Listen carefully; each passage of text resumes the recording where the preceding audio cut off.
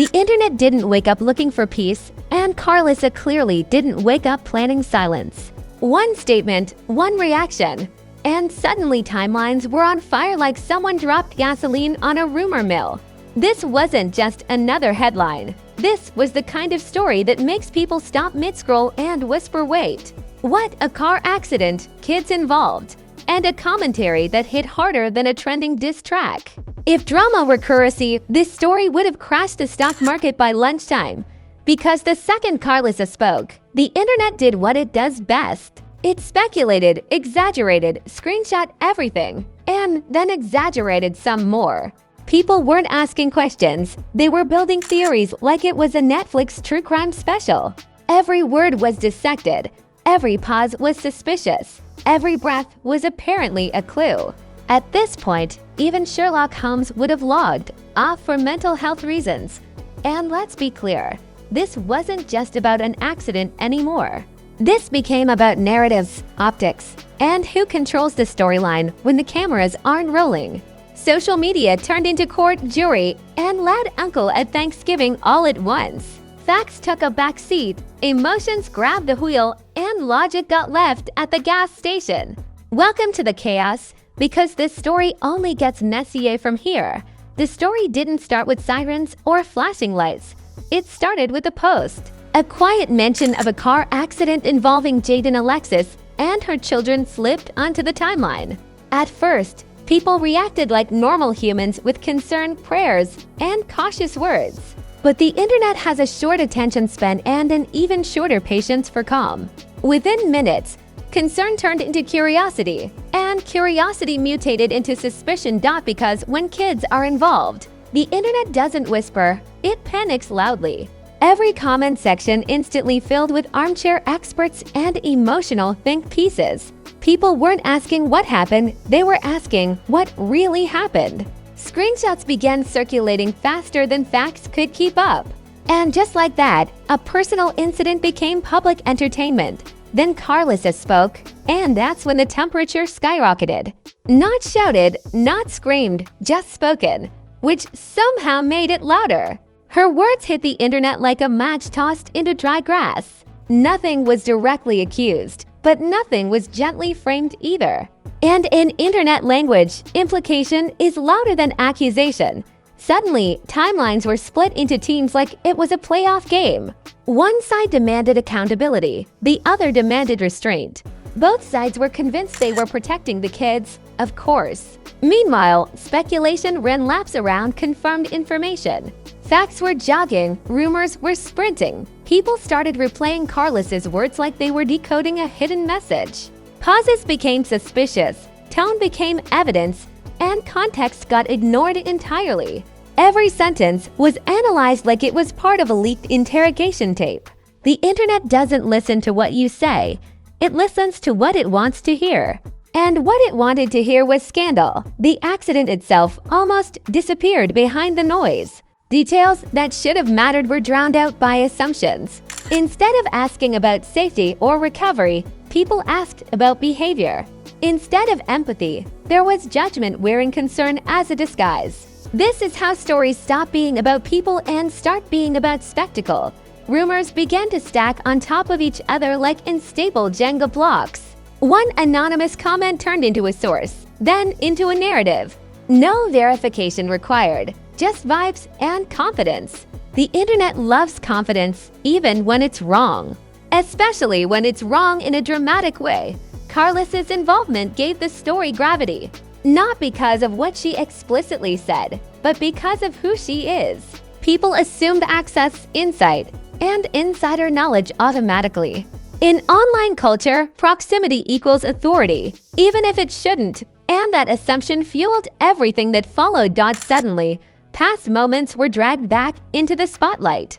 Old clips, old posts, old opinions resurfaced like they were brand new evidence. Nothing stays buried when controversy needs receipts. The past becomes a weapon, sharpened by hindsight and bias. Context quietly exits the room during moments like this. Memes appeared before clarity did, because that's how the internet copes. Jokes mixed with outrage in a way that felt wildly inappropriate and wildly predictable. Some laughed, some lectured, some monetized the moment instantly. Everyone wanted a take, even if they didn't have facts. Silence wasn't trending, so no one chose it. What made this situation volatile wasn't just the speculation. It was the speed at which judgment replaced understanding. People formed conclusions before questions were even asked. And once conclusions harden online, they become nearly impossible to undo. Perception, not truth, took control of the narrative. At this point, the story wasn't about what happened on the road. It was about what people believed happened behind the scenes. The accident became a symbol, a trigger, a lightning rod for opinions. And Karlissa's words became the spark that kept it alive. The internet thrives on sparks, not solutions. Every hour added another layer of commentary. Reaction videos, stitched clips, dramatic thumbnails flooded feeds. Everyone framed the story differently, but all of them framed it loudly. The truth didn't stand a chance against the algorithm. Outrage performs better than accuracy every single time. And while adults argued online, the core issue stayed painfully serious. Kids were involved, yet treated like footnotes in viral discourse. The concern people claimed to have didn't always match their behavior. Protective language clashed with exploitative engagement. That contradiction sat uncomfortably at the center of it all. By the end of this phase, lines were drawn and sides were chosen. Nuance was lost, patience was gone, and assumptions ruled everything. Karlissa's statement became the reference point for endless debate, not because it clarified anything, but because it complicated everything. And this was only the beginning, because once the internet locks onto a story like this, it never lets go quietly. It waits for reactions, responses, and retaliation. It waits for someone to slip, clarify, or contradict themselves. And when that moment comes, the cycle restarts even louder. This story wasn't slowing down. It was revving up. Once the first wave of shock settled, the second wave came with receipts, reactions, and reckless confidence. This is the phase where the internet stops asking and starts declaring. People didn't want updates. They wanted confirmation of whatever theory they'd already chosen. Suddenly, everyone had heard something, seen something, or knows someone who knows something. Sources became imaginary.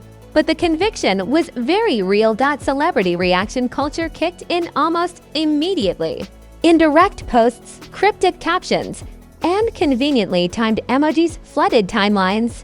Nobody said names, but everyone knew exactly who they were talking about. Subtweets became louder than direct statements ever could be. Silence itself was treated like an admission of guilt. Memes exploded like fireworks at a chaos festival. Some were dark, some were tasteless, and some pretended to be concerned while laughing sideways. People laughed, shared, and then claimed moral high ground in the comments. The internet has mastered the art of being offended and entertained simultaneously. Multitasking at its MESSIST. Reaction videos multiplied faster than common sense. Every creator suddenly had a deep dive, even if it was just vibes and screenshots. Dramatic thumbnails screamed urgency while saying absolutely nothing new. People weren't adding information, they were adding noise with confidence. And confidence, online, is often mistaken for credibility. Karlissa's words continued to echo, but now they were distorted, clipped, replayed, slowed down, and reinterpreted 100 different ways. Each version served a different agenda, depending on who posted it. Context became optional, nuance became irrelevant. Only the most dramatic interpretation survived. Public outrage grew louder, but also messier. Some people demanded accountability without knowing for what exactly. Others defended blindly, not because of facts, but loyalty. Both sides talked past each other, not to each other. Understanding was never on the agenda. Pop culture comparisons started flying everywhere. People said this drama made reality TV look scripted and boring.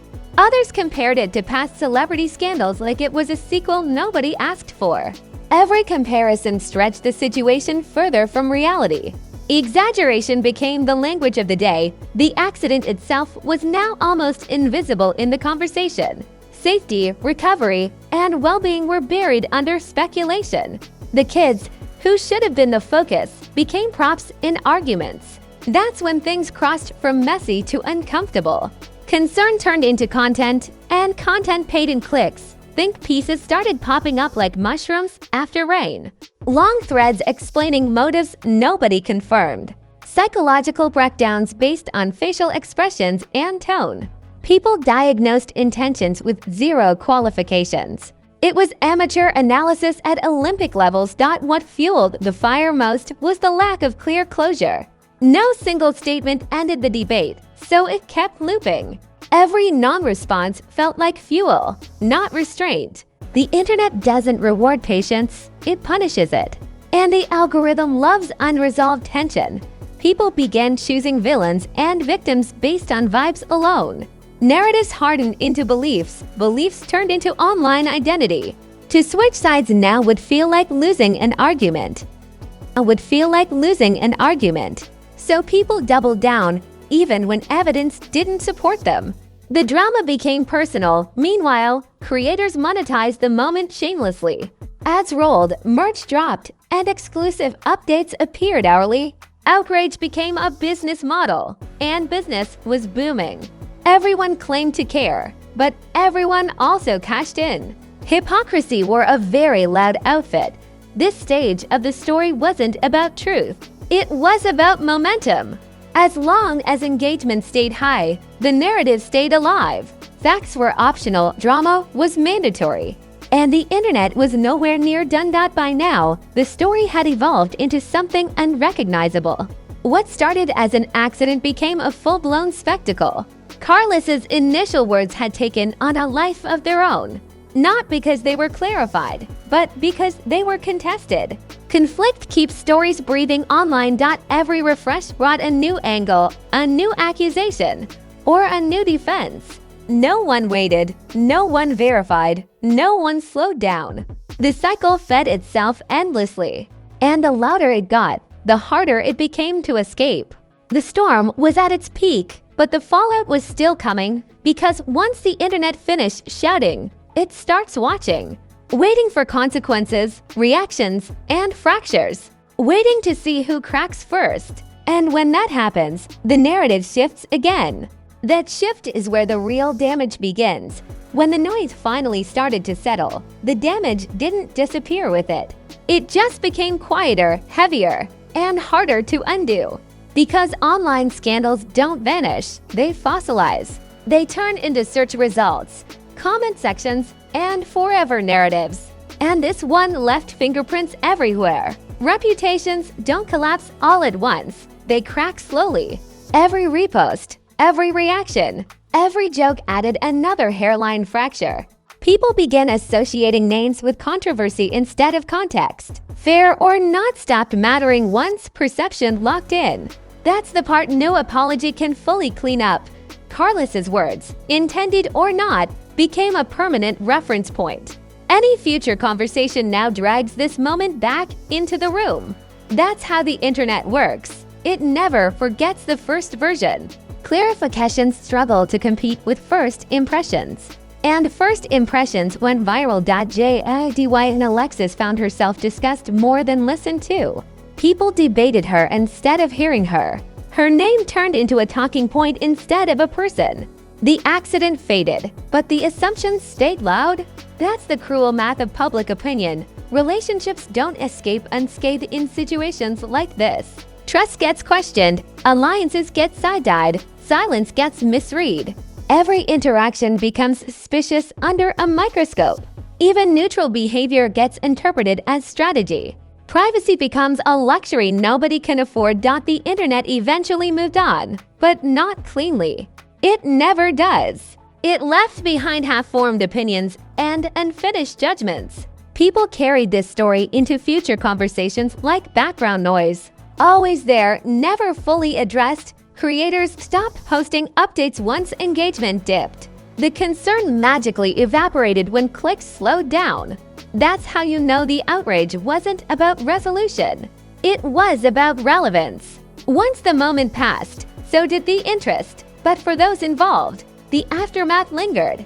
Because real life doesn't refresh like a feed. There's no mute button on public memory. Every headline becomes part of a longer story. And this chapter wasn't easily forgotten. What made this situation unsettling wasn't just the drama. It was how quickly seriousness turned into spectacle. How kids became talking points instead of protected individuals. How empathy lost to entertainment every time. That's the part nobody wants to own up to. The biggest lesson here isn't about blame. It's about how narratives spiral once released online. Once words leave your mouth, they don't belong to you anymore. They belong to the internet, and it's a terrible editor. It cuts context and keeps chaos. This story didn't end with closure.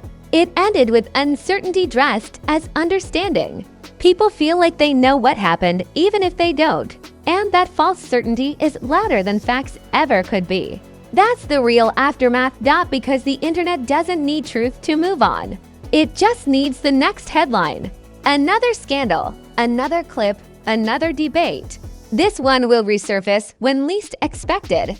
They always do. And when it does, it'll be reshaped again. New opinions layered on old assumptions. Same story, different angles, louder voices. That's how cycles repeat in digital culture.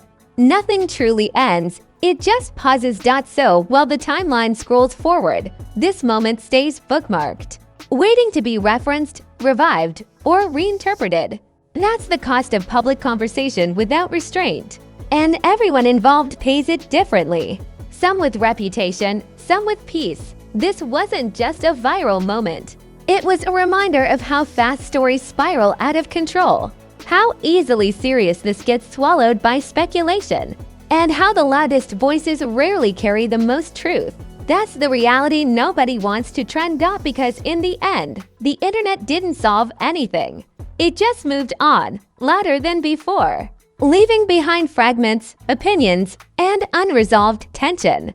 And somewhere in all that noise, the real story got lost. That's how scandals survive. Alright, let's be honest. If you made it this far, you're already invested whether you admit it or not. Your eyebrows went up at least 3 times. You paused once to think, nah, that's crazy. And you're still here. That means one thing: this story did exactly what it was supposed to do. And trust me, this isn't the last time the internet is going to lose its mind this week. Chaos is scheduled, and we don't miss appointments. So go ahead and smash that like button like it owes you money and won't answer your texts. If this story made you side-eye your phone even once, that like is already overdue. Drop your thoughts in the comments, because everyone has an opinion and silence isn't trending. Just remember, the comment section is basically group therapy with Wi-Fi. Say it with your chest, respectfully or recklessly, your choice. And if you're not subscribed yet, what are we even doing here?